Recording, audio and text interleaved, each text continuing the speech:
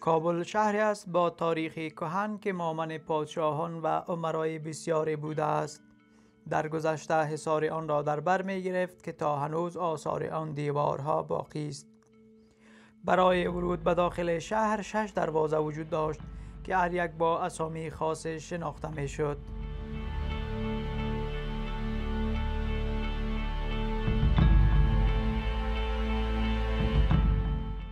قبل از زمامداری عبدالرحمن خان برای سکونت شاه مکان مناسب وجود نداشت.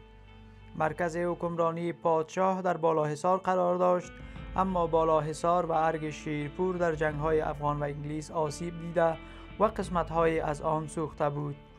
امیر عبدالرحمن خان پس از رسیدن به قدرت در سال 1880 جای مناسب برای بود و باش و دفتر برای کار نداشت. وی به این فکر شد که برای بود و باش پادشاه جای مناسب بسازد. برای اعمار چنین مکان محل فعلی ارگ را انتخاب کرد.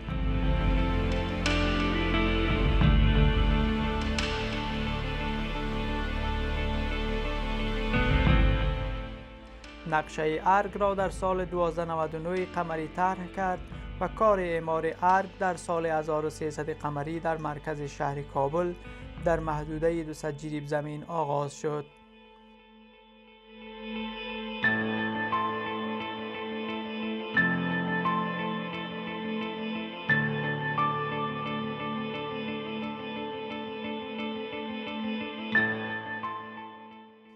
بنای ارگ 30 سال را در بر گرفت که اکنون نزدیک به 1.5 قرن می شود که قلعه ارگ در کابل بنا شده. گفته می شود که اولین ساختمان اعمار شده در داخل ارگ کوتی باغچه نامیده می شود که کار ساخت آن در سال 1304 هجری قمری تکمیل شد.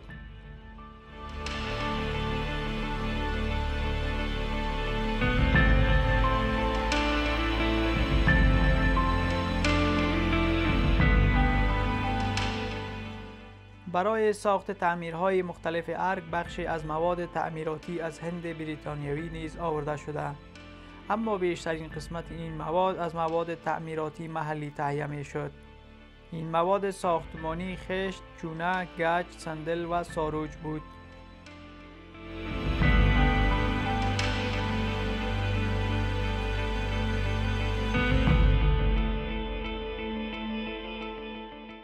در ساحه‌ای که امروز ارگ قرار دارد قبلا آبادی وجود نداشت، بلکه یک دشت خاکی بود. در قسمت‌های از این ساحه مزرعه و باغ وجود داشت و در اطراف آن بیابان واقع شده بود و اکنون ارگ در بخش مرکزی شهر کابل واقع شده است.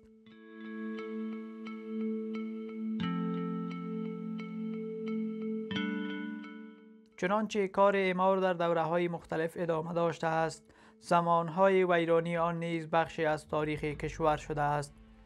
دو دوره را بیشتر از سایرین می توان دوره ویرانی دانست. در زمان حاکمیت کوتاه مدت حبیب الله کلکانی علاوه بر چور و چپاول ارگ برخی از ساختمانهای آن نیز آسیب دید که به گونه مشخص می توان از موزیمی که در زمان نهضت امانی در ارگ گشوده شد نام برد. بخش دیگری ویرانی ارگ به زمان جنگ‌های داخلی برمیگردد که بار دیگر علاوه بر چور و چپاول به ارگ خسارات فراوانی وارد شد.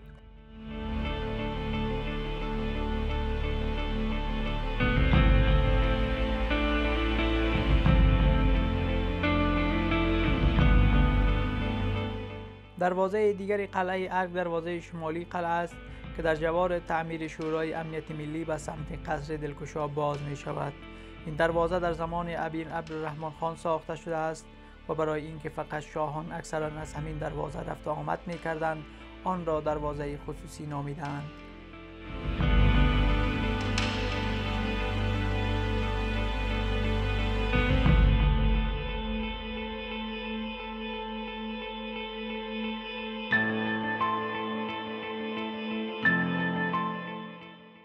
آرشیف ارگ ریاست جمهوری در ادوار مختلف تحت اثر ادارات مختلف داخل ارگ ریاست جمهوری فعالیت خودش را رسما بعد از استقلال کشور آغاز نموده، اما در بین اسنادی که در آرشیف وجود دارد نشان دهنده اسناد ما قبل استقلال نیز می باشد.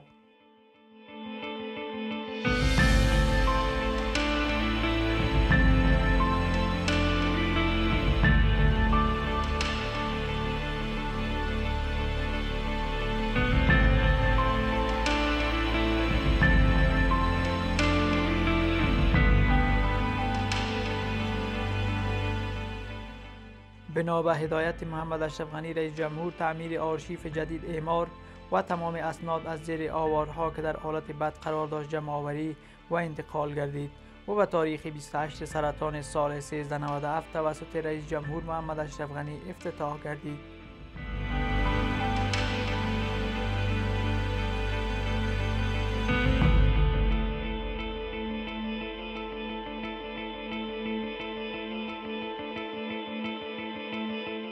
قصر چهارچنار. این قصر در قسمت جنوب غرب قلعه ارگ در وسط کوتی باغچه و تعمیر قبلی آرشیف ما قبل چهارچنار ارگ در 3 طبقه اعمار شده است. کار اعمار قصر چهارچنار در سال 2008 آغاز و در سال 2010 به پایان رسید. این قصر به کمک مالی جمهوریت خلق چین و با وسیله انجینیران این کشور ساخته شد.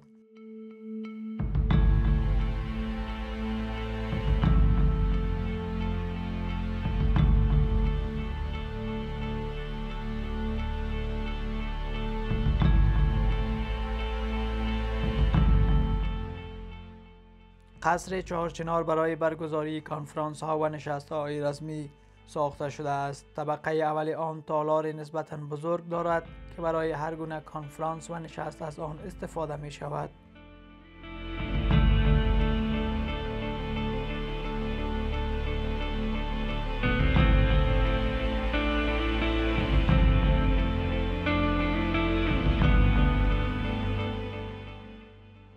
قصر سلامخانه در قسمت شمال شرقی قلعه کنونی ارگ به سبک معماری کلاسیک ساخته شده است. این قصر یک طبقه ای است و 120 متر طول، 40 متر عرض و 30 متر ارتفاع دارد. این قصر که به شکل یک تالار بزرگ برنده‌دار اعمار شده است در یک وقت گنجایش 1000 تن را دارد. به دلیل اینکه مراسم جشن‌ها و روزهای عید در امین قصر راه اندازی می شد، این قصر به سلامخانه مسمی شد.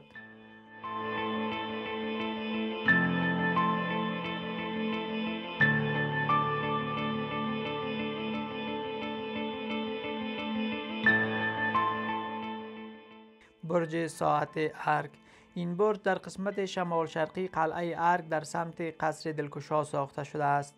زمان دقیق ساخت آن مشخص نیست، اما سال خرید ساعت برج 1290 خورشیدی مطابق به سال 1911 میلادی گفته شده است. با این اساس به نظر می رسد که کار ساخت آن در دوره امیر حبیب الله خان آغاز شده است. برج ساعت ارگ که در وسط باغ موقعیت دارد و به خاطر به نام برج ساعت یاد می شود که در قسمت بالایی آن یک ساعت که توسط مستر میلر اسکاتلندی نقشه کش ماهر مقیم کابل از لندن خریداری شده. این برج در عصرش از زیباترین برج های زمانش به حساب می آمد که در آن زمان به زیبایی ارگ افزوده بود.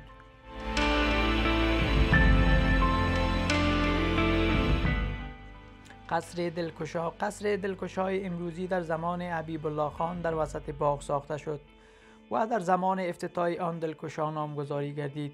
گفته می شود اسکلت فلزی این قصر از هند بریتانیایی به وسیله فیلها آورده شده بود، اما کار ساخت آن در ماه سنبله سال 1290 آغاز شد و در ماه سنبله سال 1295 به پایان رسید. در کار ساخت و ساز این قصر مهندسین انگلیسی، آلمانی و استرالیایی نیز شرکت داشتند. این قصر به سبب اینکه از زیباترین و باشکوه‌ترین قصرهای آن زمان به شمار می رفت دلکشا نامیده شد.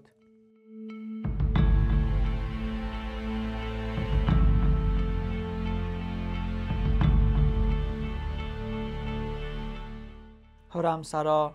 حرمسرای از اولین ساختمان‌های ارگ به شمار می رود که پس از کوتی باغچه کار اعمار آن آغاز شد.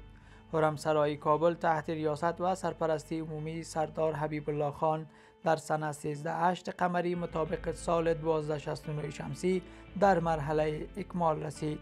حرمسرای دارای 33 اتاق است و برای بود و باش خانواده‌های شاهان ساخته شده بود.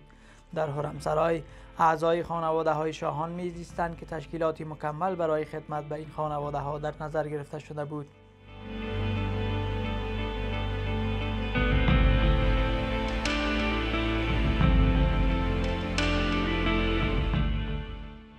کوتی باغچه. از کوتی باغچه به عنوان اولین قصر داخلی نام برده می شود. که در 2 طبقه و در ساحه در حدود 300 متر مربع و صورت دایره‌ای ساخته شده است. کوتی باغچه به سبک معماری دوره تیموری ساخته شد. طاق‌ها، کمان‌ها و رواق‌های این تعمیر با سبک معماری دوره تیموری شباهت دارد. امیر عبدالرحمن خان مهندسان و معماران را از کندهار به کابل خواست و به آنان دستور داد که ساختمان‌های ارگ را اعمار کنند. آنان قصر کوتی باغچه را با اقتباس از سبک معماری تیموری طراحی کردند.